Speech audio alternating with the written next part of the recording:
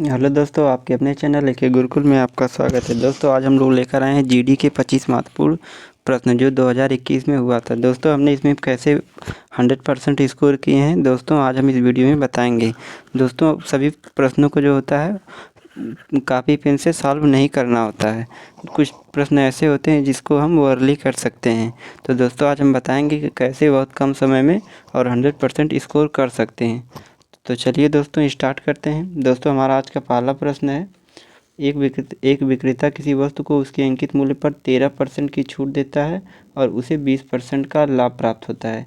अब दोस्तों हम लोग मान लेते हैं क्या अंकित मूल्य 100 रहा होगा और एसपी जो रहा होगा 13% की छूट दिया है तो एसपी जो रहा होगा 87 रहा होगा।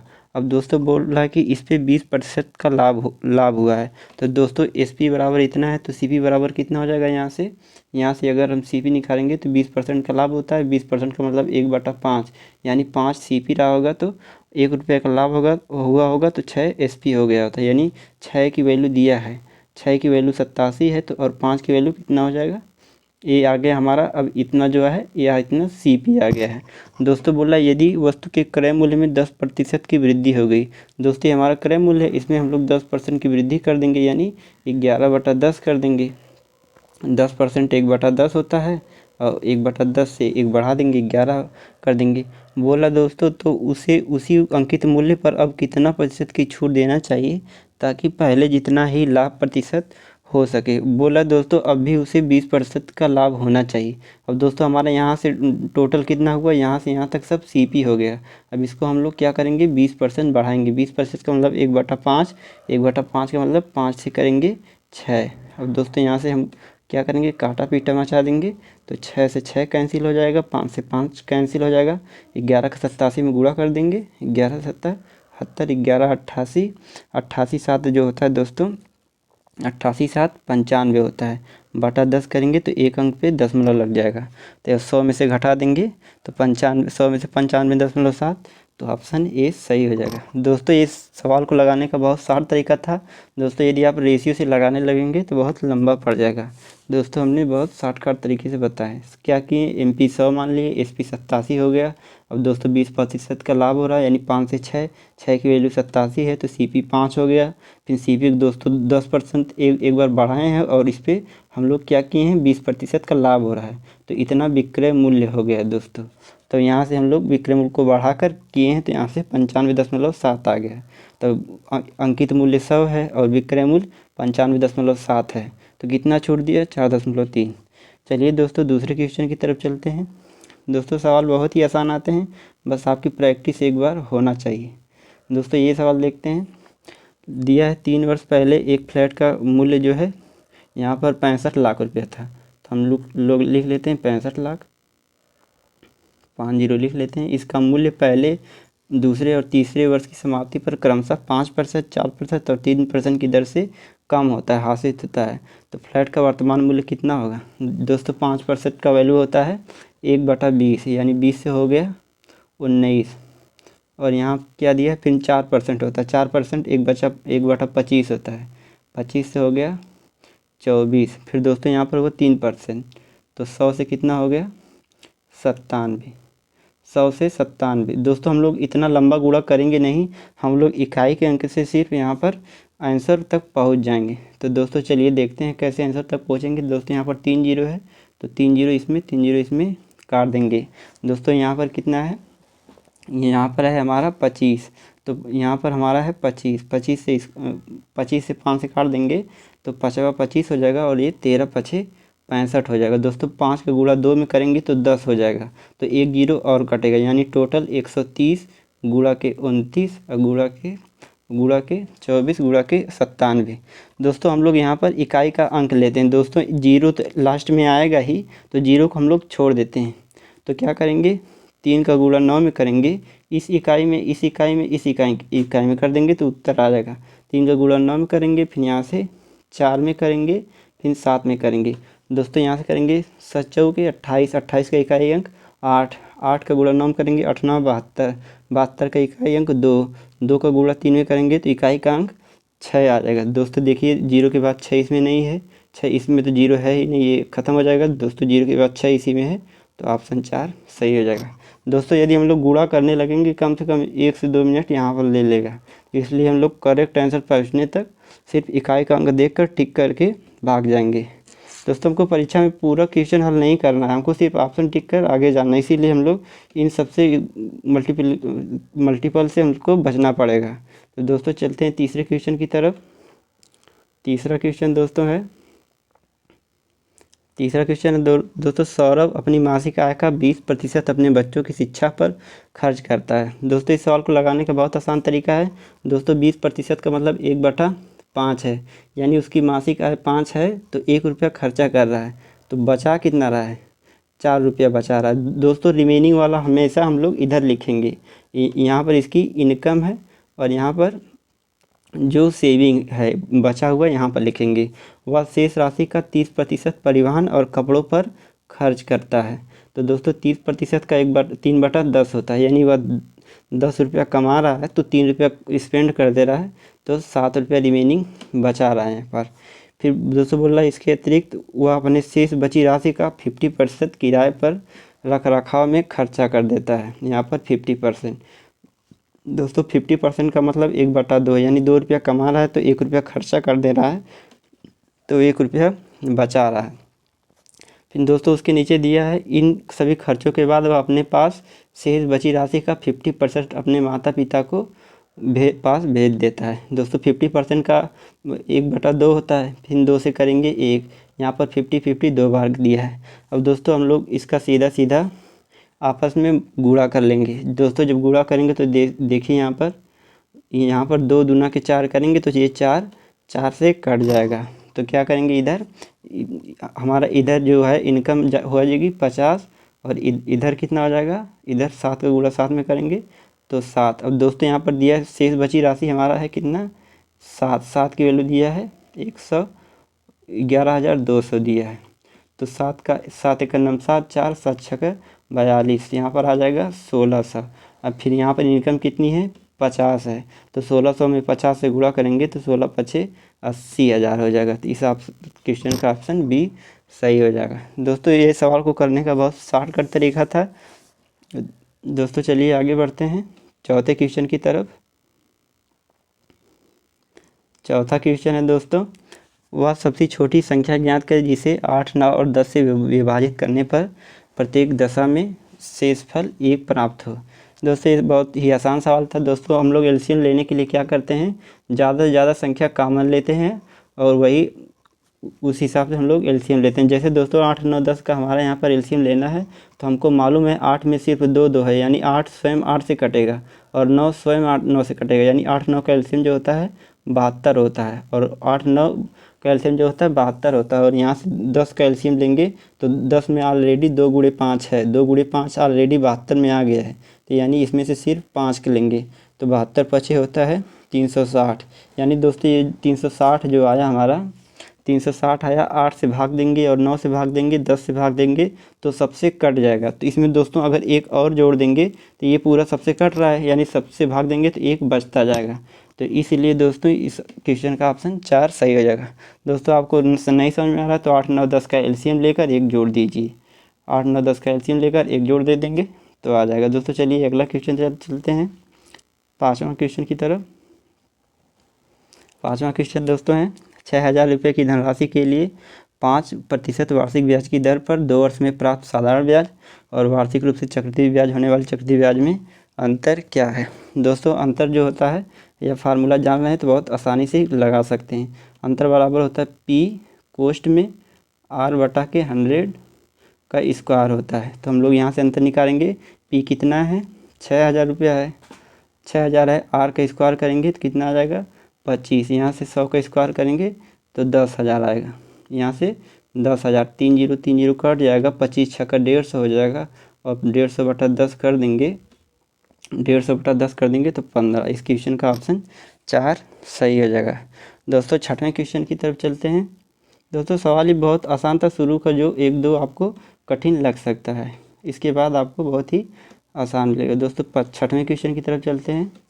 6वां क्वेश्चन है दोस्तों अमित ने विमल को एक अलमारी बेची और 10% का लाभ हुआ। दोस्तों हम लोग यहाँ पर अमित लिख लेते हैं, यहाँ पर विमल को 20 लिख लेते हैं। ये 10 का ख़रीदा होगा, 11 का बेचा होगा। 10 का प्रतिशत का दोस्तों वैल्यू होती है 1/10, यानी 10 का सीपी है तो 1 लाभ होगा, 11 को बेचा होगा। दोस्तों बोला विमल ने वही अलमारी चेतन को सी से डिनोट कर लेते हैं। चेतन को 10% का लाभ हुआ, लाभ पर बेचा, यानी विमल 10 का खरीदा और चेतन को 11 को बेच दिया। और यदि चेतन ने अलमारी के लिए 14,520 रुपये में ख़रीदा तो अमित के लिए अलमारी का क्रय मूल्य कितना था। अब दोस्तों यहाँ से देखते हैं। दोस्तों हम रेशियो निकालना आपको बताए हैं कि रेशियो कैसे निकाला जाता है। दोस्तों यदि आपने रेशियो निकालना नहीं सीखा है तो हमारा परसेंटेज के वीडियो का लिंक डिस्क्रिप्शन में पड़ा हुआ है, वहाँ से जाकर देख लीजिए, हम इसमें बताए हैं। दोस्तों इसका गुणा इसमें करेंगे, इसका गुणा इसमें करेंगे, 10 का गुणा 10 में करेंगे 100, यानी ए की रेशियो आ जाएगी और 11 धाम में 110 हो जाएगा। 11 की स्क्वायर करेंगे, 11 गुणे 11 यहाँ से 110 हो जाएगा और 11 की स्क्वायर करेंगे 121। अब दोस्तों दिया है कि चेतन ने इस अलमारी को 14,520 में ख़रीदा है, 14,520।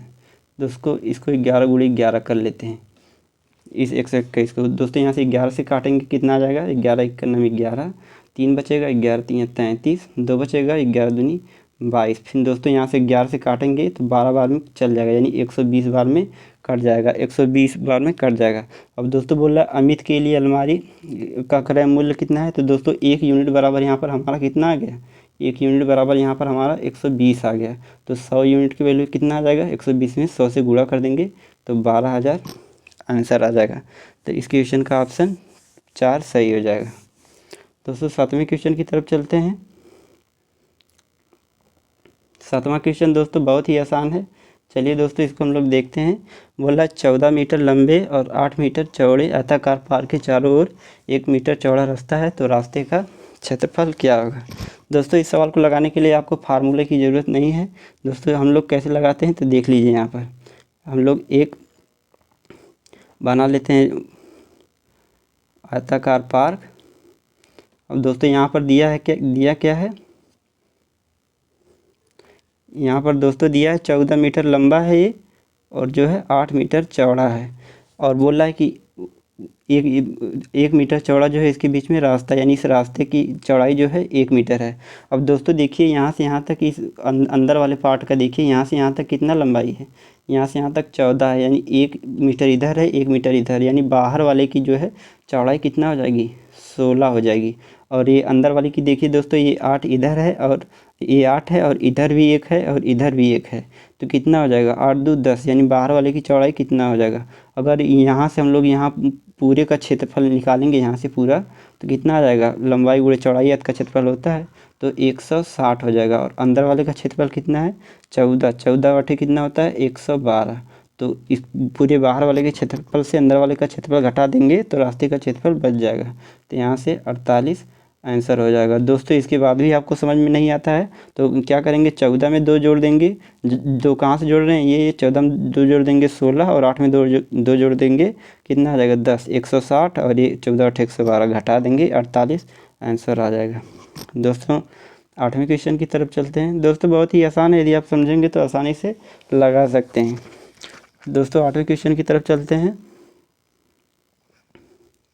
8वां क्वेश्चन दोस्तों है, ए और बी एक साथ काम करके किसी कार्य को 30 दिन में पूरा कर सकते हैं। दोस्तों हमने टाइम एंड वर्क पढ़ा दिया, यदि आप पढ़े हैं तो वहाँ से अगर पढ़े हैं तो ये क्वेश्चन बहुत आसानी से कर सकते हैं। तो ए और बी एक कार्य को कितने दिन में, 30 दिन में कर रहे हैं, और ए अकेले उस कार्य को 50 दिन में कर रहा है। ए अकेले उस कार्य को 50 दिन में कर रहा है, तो बी अकेले इस कार्य को कितना दिन में करेगा। तो दोस्तों कितना, 3 5 का एलसीएम 15 होता है, यहाँ पर 0 लगा है तो 15 में 1 0 लगा देंगे, यानी 150 हो जाएगा। यहाँ पर 30 पछे 150, 50 3 150, यानी ए और बी एक दिन में कितना 5 काम कर रहे हैं, और ए एक दिन में 3 काम कर रहा है। तो बी कितना एक दिन में करेगा, तो 5 में से 3 जाएगा तो 2, यानी टोटल काम बी 75 दिन में कर लेगा। 2 काम एक दिन में, तो 150 काम 75 दिन में कर लेगा। दोस्तों हमने इस सवाल को अपने हाथों से नहीं बनाया है, देखिए दोस्तों ये एग्ज़ाम में पूछा गया है, इतना आसान क्वेश्चन आता है। ये एसएससी जीडी 2021 का जो एग्ज़ाम हुआ था वही पेपर है। दोस्तों यहाँ पर देख लेते हैं। दोस्तों ये बहुत ही आसान सवाल है, आप लोग लगा सकते हैं। यहाँ पर 25 और 45 के बीच कि अभाज्य संख्याओं का औसत है। दोस्तों यहाँ पर 25 के इसके बीच में जो अभाज्य संख्या आती है, अभाज्य संख्या किसे कहते हैं? जो होती है स्वयं से कटती है और 1 से कटती है। तो दोस्तों 25 की इसके अंदर देखेंगे तो 29 आएगा, फिर 29 के बाद दोस्तों 31 आएगा। दोस्तों इसके बीच में ऐसे ही संख्या ले लेंगे और जितनी संख्या रहेगी उतने ही से भाग देंगे। तो दोस्तों कुछ भी आएगा तो आप लोग करें भाग देंगे, तो इसका ऑप्शन बी सही हो जाएगा। दोस्तों कुछ नहीं करना है, जोड़कर भाग देना है, तो सभी लोग कर सकते हैं, इसलिए हम आपको ये नहीं बता रहे हैं। दोस्तों अगला क्वेश्चन चलिए देखते हैं, 10वां क्वेश्चन। 10वां क्वेश्चन दोस्तों देखते हैं। 800 रुपये प्रति कुर्सी के मूल्य पर 6 कुर्सियाँ खरीदी गई, यानी एक कुर्सी जो है दोस्तों 800 रुपये में है, तो 6 कुर्सी कितने की हो जाएगी? 4800 की हो जाएगी। और बोल रहा है 1200 रुपये में एक मेज़ खरीदा जाता है, 1200 रुपये में एक मेज़ खरीदा जाता है, तो 1200 ये हो गया, यानी टोटल कितने का खरीदा गया? यानी 6000 का टोटल खरीद लिया गया है। और दोस्तों उसने सभी कुर्सी और मेज़ को 7200 रुपये में बेच दिया। दोस्तों 6000 का ख़रीदा है तो 7200 का बेचा है, यानी 6000 7200 के जो होता है 6000 कितना लाभ कमाया है? 6000 का कोई व्यक्ति खरीदेगा, 7200 का बेचेगा, तो 1200 का लाभ कमाएगा। 1200 के ऊपर लाभ लिख लेंगे और गुणे 100 से परसेंटेज में लाने के लिए मल्टीप्लाई कर देंगे, तो यहाँ से 2 जीरो कट जाएगा, 1 जीरो कट जाएगा, यहाँ से 6 दूना 12 20% आ जाएगा। दोस्तों ये तो सवाल को रहा बेसिक से लगाने का तरीका। दोस्तों यहीं पर हम करेंगे तो 6000 और 7200 का लोग रेशियो लेंगे तो क्या आएगा? 12 पचे 60 और 12 छक 72, यानी कोई व्यक्ति 5 खरीद के 6 का बेच रहा है, तो 1 गुणे 100, तो 100 5 से भाग देंगे तो 20, तभी उत्तर आ जाएगा। दोस्तों ये भी सही है, उतना कठिन नहीं है कि आप लोग नहीं लगा सकते हैं। चलिए देखते हैं 11वां सवाल। 11वें सवाल की तरफ दोस्तों बढ़ते हैं।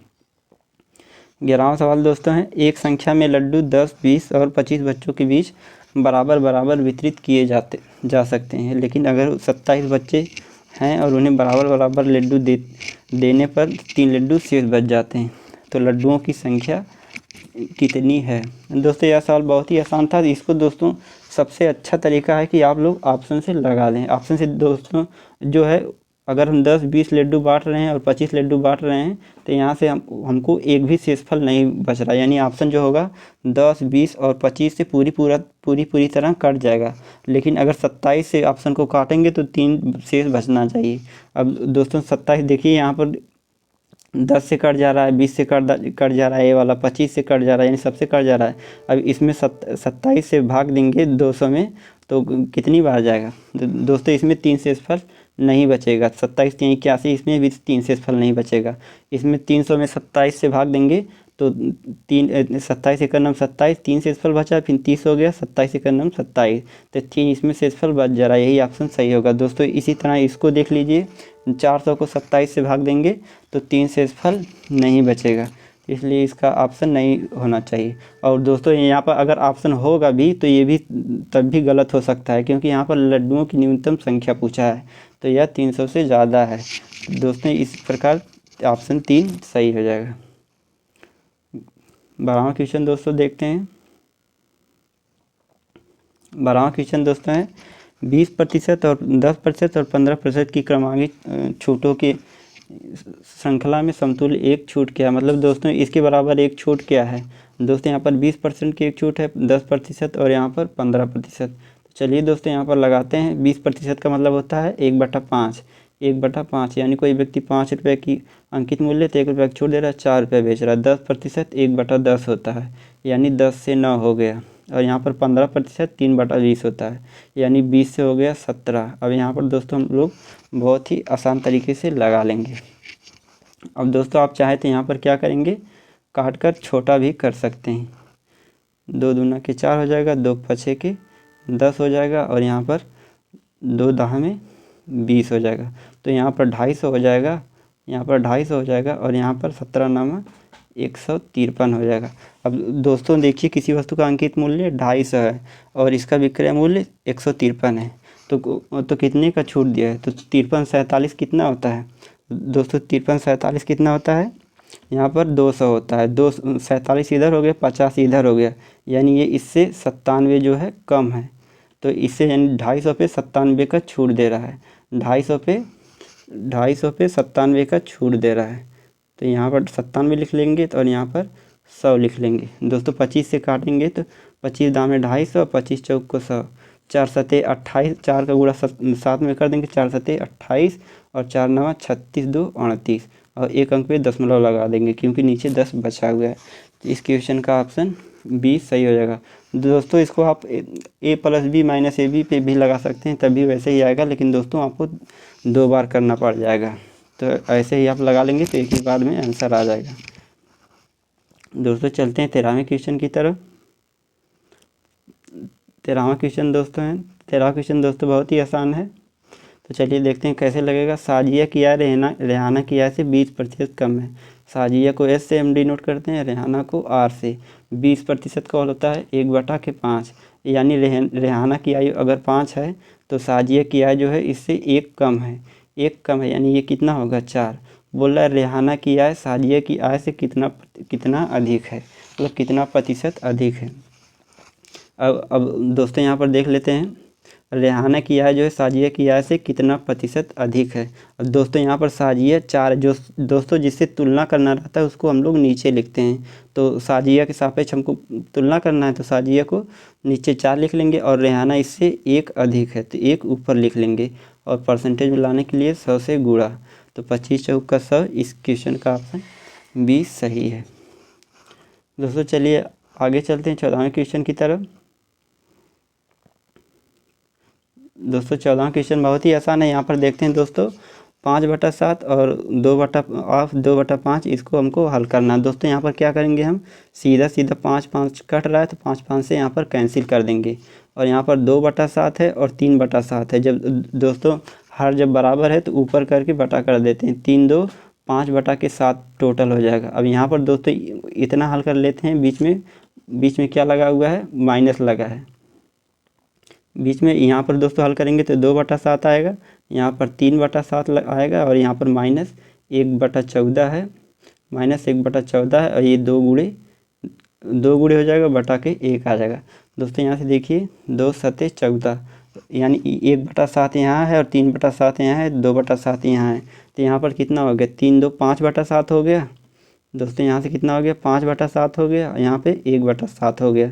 तो कितना बच जाएगा, तो 4/7 बच जाएगा, 4/7 बच जाएगा।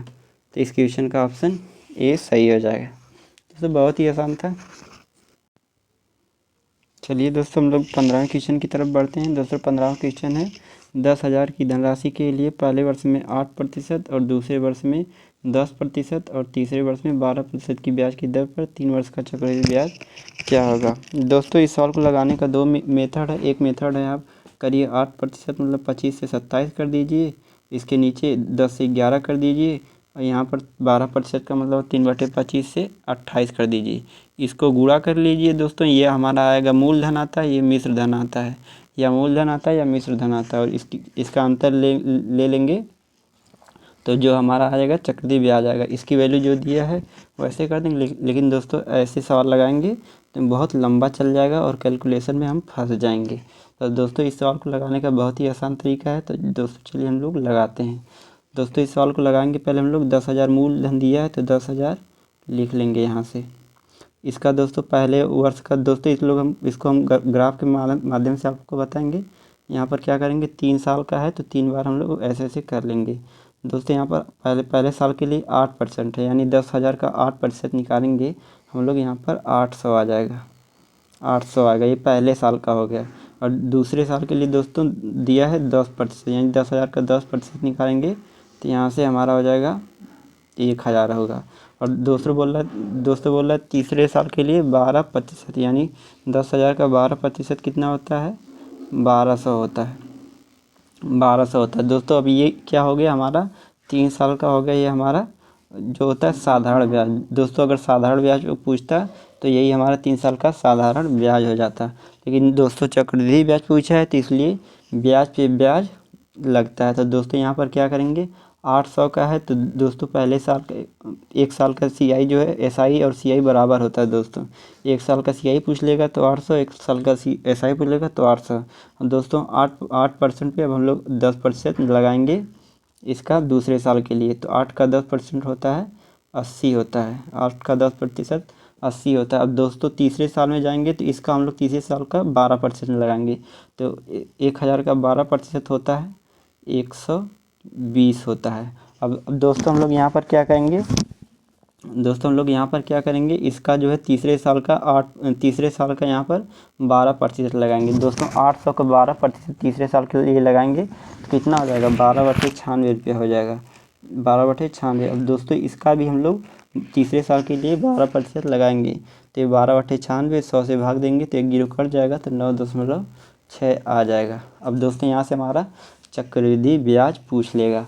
अब दोस्तों चक्रवृद्धि ब्याज यहाँ से पूछ लेगा, तो चलिए दोस्तों देखते हैं। यहाँ पर दोस्तों अगर साधारण ब्याज पूछता है तो 12 10 22 8 3000 रुपया हो जाता है।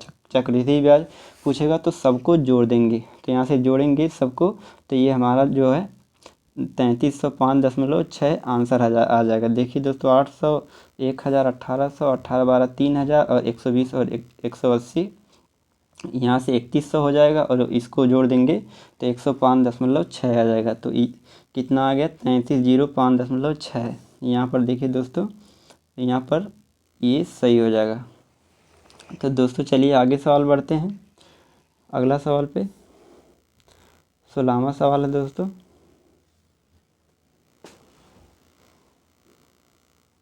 16वां सवाल दोस्तों थोड़ा सा मुश्किल है, लेकिन आप लोग लगा लेंगे आसानी से। चलिए दोस्तों हम लोग पहले इसको छोटा कर लेते हैं।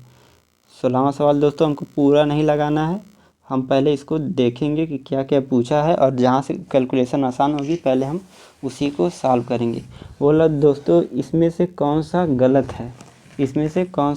है, अब दोस्तों यहाँ पर दिया है 4 ऑप्शन दिए हैं, इसमें से पूछ रहा है कौन सा गलत है, और यहाँ पर 4 सॉल्व करने के लिए भी दिया है।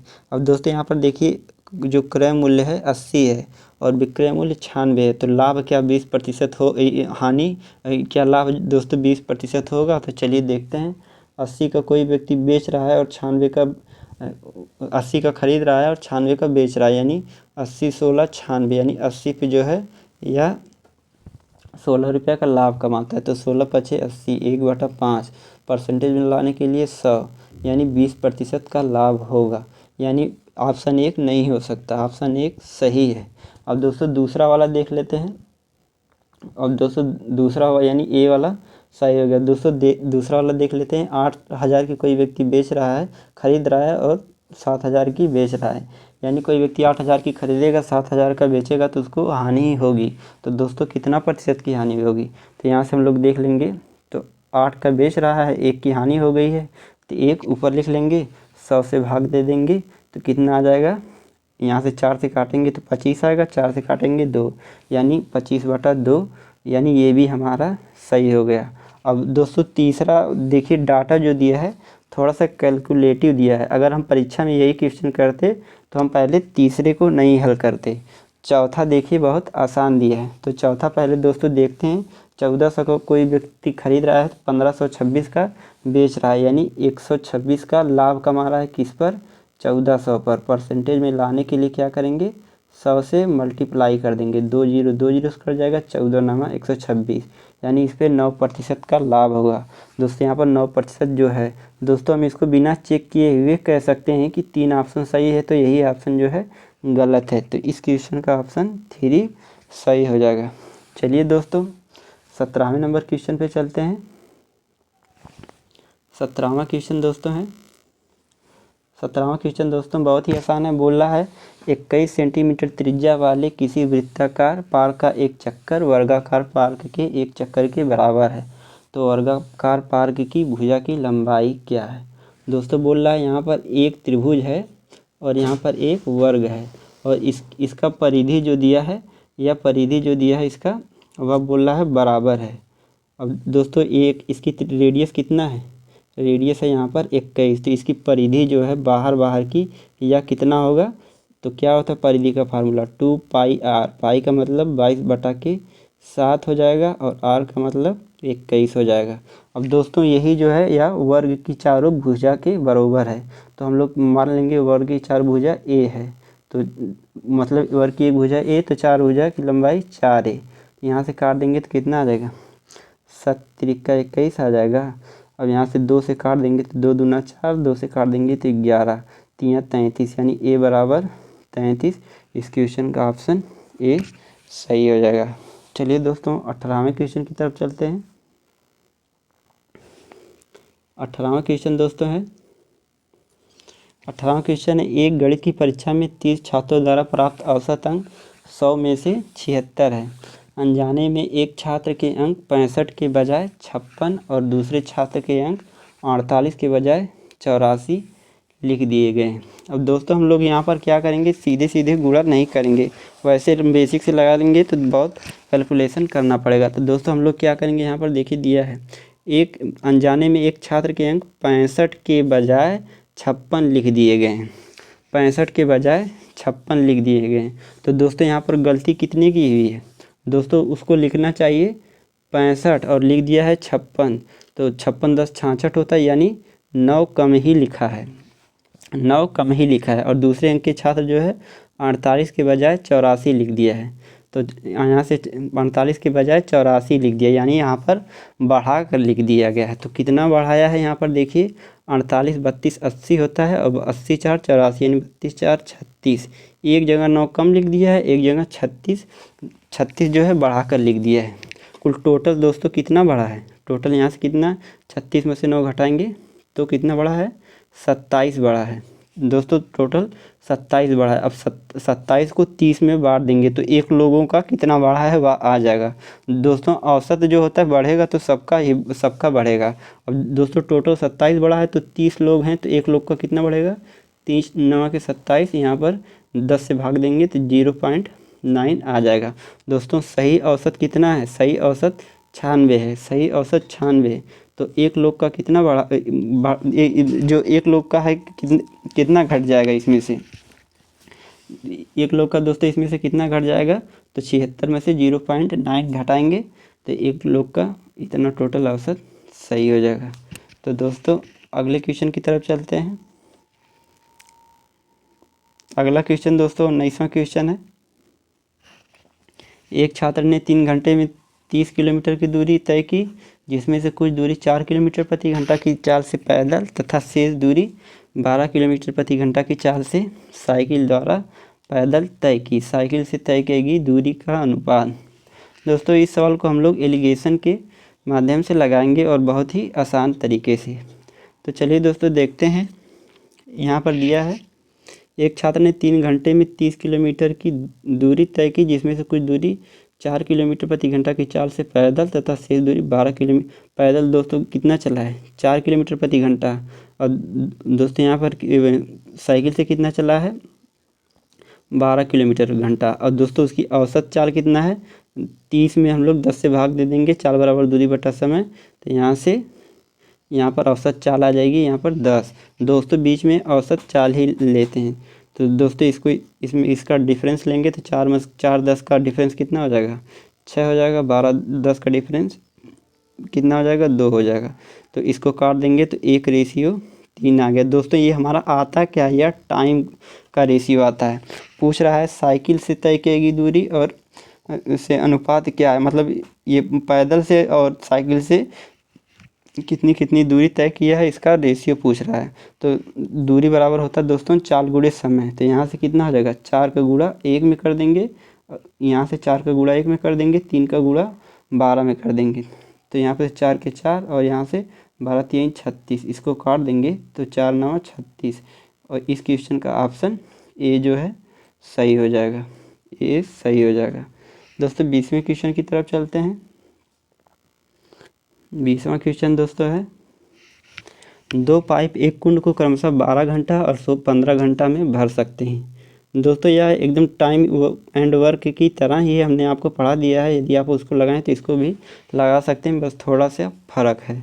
दोस्तों 2 पाइप एक टंकी को मान लेते हैं, एक टंकी ए है, इसको 12 घंटा में भर रहा है, और एक टंकी बी है, इसको 15 घंटा में भर रहा है, जबकि तीसरा पाइप उसे 24 घंटा में खाली कर दे रहा है। सी मान लेते हैं कि खाली करने वाला पाइप है, ये इसको 24 घंटा में खाली कर सकता है। दोस्तों इसका एलसीएम ले लेंगे तो टंकी की क्षमता आ जाएगी।